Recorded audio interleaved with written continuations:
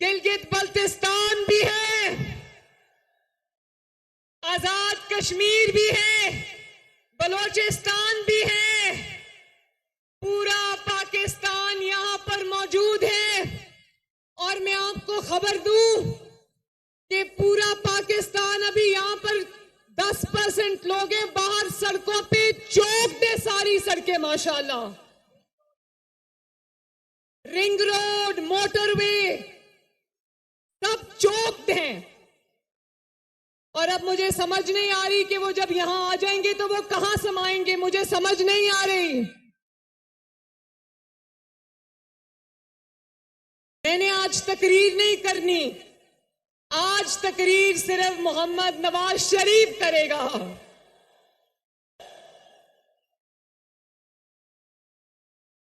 میں نے بس آپ کو سلام کرنا تھا، آپ کو اپنی دعائیں اور اپنا پیار دینا تھا،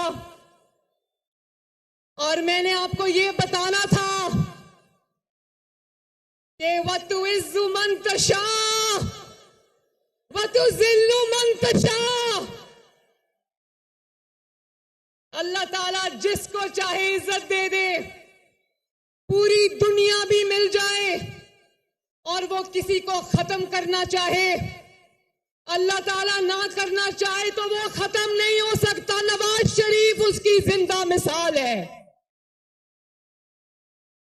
اور پوری دنیا کی طاقت لگا لو، کوئی کسی کو عزت دینا چاہے، جیسے یہاں پر پچھلے 5-6 سال کو کرنے کی کوشش کی گئی، کوئی عزت نہیں دے سکتا۔ نواز شریف آج آپ کے درمیان میں پھر سے موجود ہوگا۔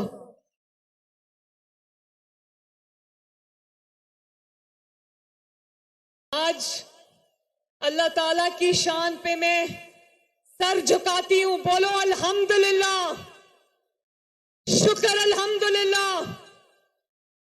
نواز شریف کو مٹانے والے کتنے آئے، کتنے چلے گئے، اور دیکھ لو وہ آج اپنی سکرینز پر دیکھ رہے ہوں گے کہ جس کو کہتے تھے اس کی سیاست ختم ہو گئی، وہ آج پوری آن بان شان کے ساتھ اپنے ملک، اپنے گھر، اپنی مٹی، اپنے لوگوں میں واپس آ رہا ہے اللہ کے فضل سے۔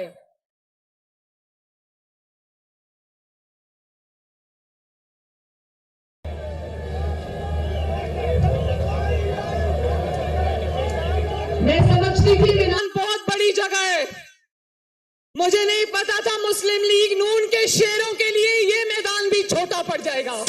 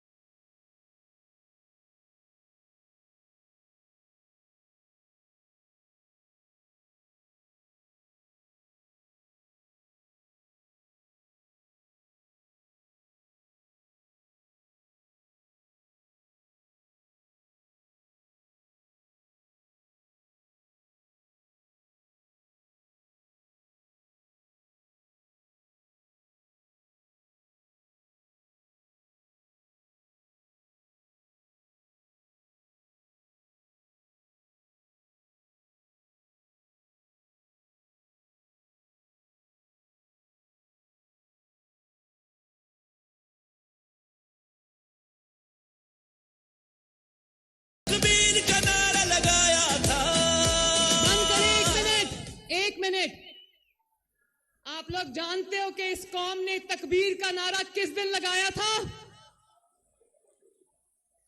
28 مئی کو، جب پاکستان اللہ تعالیٰ کے فضل و کرم سے نواز شریف نے ایٹمی طاقت بنایا تھا، اس دن قوم نے نعرہ تکبیر لگایا تھا.